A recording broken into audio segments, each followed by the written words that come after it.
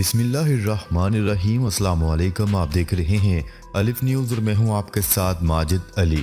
شامل کرتے ہیں آج کی one line headlines. Iran نے دفاعی تنصیبات پر ڈرون حملے کی کوشش ناکام بنا دی۔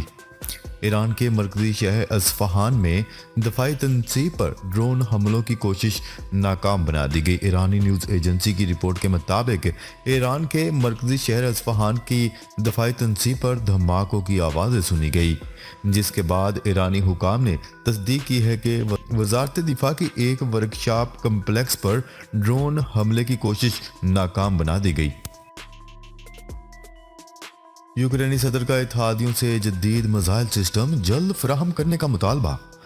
یوکرین کے صدر زیلنسکی نے روسی حملوں کو پسپا کرنے کے لیے اپنے اتحادی ممالک سے مطالبہ کیا ہے کہ وہ یوکرینی فوج کو طویل فاصلے تک مار کرنے والا جدید میزائل سسٹم جلد از جلد فراہم کریں۔ سابق امریکی صدر ڈونلڈ ٹرمپ کا کہنا ہے کہ سال 2024 کے انتخابات میں ملک کو بچانے کا آخری موقع ہے۔ غیر ملکی میڈیا کی رپورٹ کے مطابق سابق صدر ڈونلڈ ٹرمپ نے کہا ہے کہ ملک کے مفادات کو موجودہ حکومت سے شدید خطرات لاحق ہیں۔ اگلے صدارتی انتخابات میں حصہ لینے کا فیصلہ اسی وجہ سے کیا کہ ہماری مشکلات میں موجود حکمرانوں نے بہت اضافہ کیا۔ سابق امریکی صدر ڈونلڈ ٹرمپ نے کہا کہ امریکہ کو اس وقت ایسے لیڈر کی ضرورت ہے جو مقامی اور عالمی سطح پر مقابلہ کر سکتا ہو۔ چین کا مسئلہ فلسطین کے حل کے لیے کوششیں جاری رکھنے کا اعلان۔ چین نے مشرق وسطی کی حالیہ صورتحال میں کشیدگی کے حوالے سے کہا ہے کہ چین فلسطین اور اسرائیل کے درمیان حالیہ کشیدگی پر توجہ مرکوز کیے ہوئے ہے اور تصادم میں عام شہریوں کی ہلاکتوں پر دکھ کا اظہار کرتا ہے۔ چین عام شہریوں کے خلاف ہر قسم کے دہشت گرد حملے کی سخت مذمت کے ساتھ فوجی طاقت کے غلط استعمال کی بھی مخالفت کرتا ہے۔ قطر کے وزیر خارجہ کا دورہ تہران، ایٹمی معاہدے کے فریقین کا پیغام ایران کو منتقل۔ اسلامی جمہوریہ ایران کے وزیر خارجہ حسین امیر نے اپنے قطری ہم منصب کا باضابطہ استقبال کیا، جس کے بعد دونوں وزراء خارجہ نے دو طرفہ علاقائی اور عالمی مسائل پر بات چیت کی۔ دونوں وزراء خارجہ نے مشترکہ پریس کانفرنس میں بھی شرکت کی۔ ایران کے وزیر خارجہ نے علاقائی گفتگو کا ماحول فراہم کرنے کی قطر کی کوشش کی قدردانی کی اور کہا کہ قطر نے ایٹمی معاہدے کی بحالی کے لیے بھی ہمیشہ کوششیں کی ہیں۔ انہوں نے کہا ہے کہ دوحہ کے ذریعے ایٹمی معاہدے کے فریقین کی جانب سے کچھ پیغامات بھی موصول ہوئے ہیں۔ نو منتخب اسرائیلی وزیر اعظم نیتن یاہو نے فلسطینیوں کے خون سے ہولی کھیلنے کے لیے اسرائیلی شہریوں کو جدید آتشی اسلحہ فراہم کرنے کا فیصلہ کر لیا۔ غیر ملکی خبرساں ادارے کی رپورٹ کے مطابق اسرائیل کے وزیر اعظم نیتن یاہو نے سیکیورٹی کابینہ کے اجلاس کے بعد میڈیا سے گفتگو میں دھمکی دی ہے کہ یروشلم میں یہودی عبادت گاہ کے نزدیک فائرنگ میں 7 افراد کی ہلاکت پر اپنے شہریوں کو آتشی اسلحے سے لیس کرنے کا فیصلہ کیا گیا ہے۔ تنازع تائیوان، امریکہ چین کی 2 برس میں جنگ ہو سکتی ہے، امریکی جنرل نے خطرے کی گھنٹی بجا دی۔ امریکی ایئر فورس کے ایک 4 اسٹار جنرل نے خبردار کرتے ہوئے کہا ہے کہ امریکہ اور چین کے درمیان تائیوان کے معاملے پر جاری تناؤ کے نتیجے میں 2025 میں امریکہ اور چین کے درمیان جنگ ہو سکتی ہے۔ جنرل مائک منی نے کہا ہے کہ ہمارا بنیادی مقصد ان کو روکنا اور اگر ضرورت ہو چین کو شکست دینا ہونا چاہیے۔ پاکستان تحریک انصاف نے اعلان کیا ہے کہ چیئرمین پاکستان تحریک انصاف عمران خان قومی اسمبلی کے 33 حلقوں میں ہونے والے ضمنی انتخابات لڑیں گے۔ پی ٹی آئی کی جانب سے مخدوم شاہ محمود قریشی اور اسد عمر نے میڈیا بریفنگ میں کہا ہے کہ قوم مطالبہ کر رہی ہے کہ ملک میں فی الفور انتخابات کروائے جائیں۔ تحریک انصاف سیاسی میدان میں بھی موجود رہے گی۔ شاہ محمود قریشی کا کہنا تھا کہ عمران خان کے خلاف ہونے والی تمام سازشوں کو ناکام بنائیں گے۔ پی ٹی آئی اب سیاسی میدانوں میں بھی ان کا مقابلہ کرے گی۔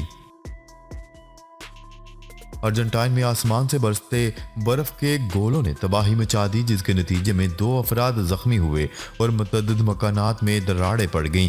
غیر ملکی خبرساز ادارے کی رپورٹ کے مطابق ارجنٹائن میں برف کے گولوں نے تباہی مچا دی ہے۔ شہر سان لوئس میں بارش کے ساتھ برف کے گولے برسے، جس سے گھروں اور گاڑیوں کو شدید نقصان پہنچا۔ شیخ رشید کے گھر لال حویلی کے خلاف آپریشن۔ سینئر سیاستدان شیخ رشید احمد کی رہائش گاہ لال حویلی کے خلاف آپریشن کی تیاریاں کی جا رہی ہیں۔ ذرائع کے مطابق آج متروکہ وقف املاک کے خلاف لال حویلی کے خلاف آپریشن شروع کیا جائے گا، جس کے لیے متعلقہ اداروں اور حکام کو تیاریاں کرنے کی ہدایت جاری کر دی گئی ہے۔ اپنے اتحادی شیخ رشید کی رہائش گاہ کے خلاف آپریشن پر چیئرمین تحریک انصاف نے گہری تشویش کا اظہار کرتے ہوئے اسے انتقامی کارروائی قرار دے دیا۔ کور کمیٹی اجلاس میں عمران خان نے لال حویلی کے خلاف صوبائی اور وفاقی حکومت کی انتقامی کارروائی کا نوٹس لیتے ہوئے اسد عمر کو لال حویلی سے متعلق آواز اٹھانے کی ہدایت کر۔ یورپ میں قرآن پاک کی بے حرمتی کے واقعات نہ رک سکے۔ سویڈن اور نیدرلینڈ کے بعد ڈنمارک میں بھی اسلاموفوبیا کا واقعہ پیش آیا، جہاں فاشسٹ سیاسی رہنما نے قرآن پاک کی بے حرمتی کی۔ سویڈن اور نیدرلینڈ کے بعد ڈنمارک میں بھی اسلام مخالف افراد سرگرم ہیں۔ ڈنمارک کے شہر کوپن ہیگن میں نماز جمعہ کے بعد مسجد اور ترک ایمبیسی کے سامنے فاشسٹ سیاسی رہنما نے قرآن پاک کی بے حرمتی کی۔ ترکی کی جانب سے واقعے کی شدید مذمت کرتے ہوئے ڈینش سفیر کو طلب کر لیا گیا اور شدید احتجاج ریکارڈ کروایا۔ آذربائیجان کی وزارت خارجہ نے کہا ہے کہ ایران میں سفارت خانے پر فائرنگ کے بعد آج سفارت خانے کے عملے اور ان کے اہل خانہ کو وہاں سے نکال لیا جائے گا۔ واضح رہے کہ تہران میں 2 روز قبل آذری سفارت خانے پر مسلح شخص کی فائرنگ سے عملے کا ایک رکن ہلاک جبکہ 2 زخمی ہو گئے تھے۔ ایرانی صدر ابراہیم رئیسی نے واقعے کی جامع تحقیقات کا مطالبہ کیا اور آذربائیجان اور ہلاک ہونے والے شخص کے اہل خانہ سے تعزیت کا اظہار کیا، جبکہ آذربائیجان کے سفارت خانے میں فائرنگ کرنے والا مشتبہ شخص گرفتار کر لیا گیا تھا۔ سعودی عرب میں ملازمین کے اوقات کار سے متعلق اہم ہدایات جاری۔ سعودی عرب کے وزارت افرادی قوت نے خبردار کرتے ہوئے کہا ہے کہ ملازمین سے مسلسل 5 گھنٹے سے زیادہ کام نہیں لیا جا سکتا اور ہفتے میں ڈیوٹی کا مجموعی دورانیہ 48 گھنٹے سے زیادہ ہونا چاہیے۔ عرب میڈیا کی رپورٹ کے مطابق وزارت افرادی قوت نے وضاحت کی کہ بغیر وقفے کے مسلسل 5 گھنٹے تک کام کرنا مناسب نہیں، 5 گھنٹے کے دوران 1 گھنٹہ وقفہ ہونا چاہیے۔ افغانستان سردی کی موجودہ لہر میں جاں بحق افراد کی تعداد 166 ہو گئی۔ عالمی خبرساز ادارے کی رپورٹ کے مطابق جنگ سے بے حال افغانستان میں 10 جنوری سے سردی نے ڈیرے ڈال رکھے ہیں، جس میں جاں بحق ہونے والوں کی تعداد 166 ہو چکی ہے۔ ٹھٹھرتی سردی میں کمزور اور ٹوٹے پھوٹے گھر انسانوں اور جانوروں کی حفاظت کے لیے ڈھال ثابت نہ ہو سکے۔ متحدہ عرب امارات میں 3 دن بارشوں کے بعد درجہ حرارت منفی ہو گیا۔ متحدہ عرب امارات میں 3 دن سے ہونے والی مسلسل بارشوں کے بعد درجہ حرارت کم ترین سطح پر آ گیا، جبکہ کچھ علاقوں میں منفی بھی ریکارڈ کیا گیا۔ متحدہ عرب امارات کی نیشنل سینٹر آف میٹرولوجی کے مطابق رواں موسم سرما میں درجہ حرارت پہلی بار کم ترین سطح پر آ گیا ہے۔ کئی علاقوں میں یہ 1.9 ڈگری ریکارڈ کیا گیا، جبکہ پہاڑی علاقوں میں کہیں کہیں درجہ حرارت نقطہ انجماد کو چھو گیا۔ حکومت کی اتحادی جماعت MQM پاکستان نے پیٹرولیم مصنوعات کی قیمتوں میں اضافہ واپس لینے کا مطالبہ کر دیا، جبکہ پاکستان تحریک انصاف PTI اور تاجر برادری نے پیٹرولیم مصنوعات کی قیمتوں میں اضافے کو مسترد کرتے ہوئے حکومت سے اضافہ فی الفور واپس لینے کا مطالبہ کر دیا۔ واضح رہے کہ حکومت کی جانب سے پیٹرولیم مصنوعات کی قیمتوں میں اضافے کو فی الفور اضافے کا اعلان کیا گیا، جس کے تحت پیٹرول اور ڈیزل کی فی لیٹر قیمت پر 35 روپے جبکہ لائٹ ڈیزل اور مٹی کے تیل کی قیمت پر 18 روپے اضافہ کیا گیا۔ چینی صدر نے فوجی اہلکاروں کے اعزازات سے متعلق ضوابط کے حکم نامے پر دستخط کر دیے۔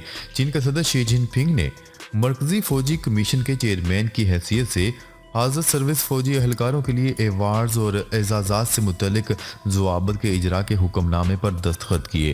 دوران جنگ اہم امور کی انجام دہی اور شدید ناسازگار حالات میں خدمات انجام دیتے ہوئے فوجی اہلکاروں کے تجربات اور اعزازات کو اجاگر کرتے ہوئے ان قوانین میں عہدوں پر رہتے ہوئے بڑی کوششوں اور سروس لگن کا احاطہ کیا گیا ہے۔ پیٹرول اور ڈیزل کی قیمتیں بڑھانے کے بعد حکومت کا پاکستانیوں کی زندگی عجیرن کرنے کا اعلان۔ حکومت نے آئی ایم ایف کو راضی کرنے کے لیے 200 ارب روپے کے مزید نئے ٹیکس لگانے کی تیاری کر لی۔ حکومت نے عالمی مالیاتی فنڈ کے مطالبے پر 200 ارب روپے کے نئے ٹیکس لگانے کے لیے 2 مسودے آرڈیننس تیار کر لیے، جس کے بعد بجلی اور گیس کے نرخوں میں مزید اضافہ بھی حکومت کے ایجنڈے میں۔ چیئرمین پاکستان تحریک انصاف عمران خان کا کہنا ہے کہ امپورٹڈ حکومت نے پیٹرول اور ڈیزل کی قیمتیں بڑھا کر تنخواہ دار طبقے کو کچل دیا۔ سابق وزیر اعظم عمران خان نے حکومت کی جانب سے پیٹرول اور ڈیزل کی قیمتوں میں 35 روپے اضافے کے اعلان پر کڑی نکتہ چینی کرتے ہوئے کہا ہے کہ ایک جانب ڈالر 262 روپے پر پہنچ چکا ہے، جبکہ امپورٹڈ حکومت نے بجلی اور گیس کی قیمتوں میں بھی 35% اضافہ کر دیا ہے۔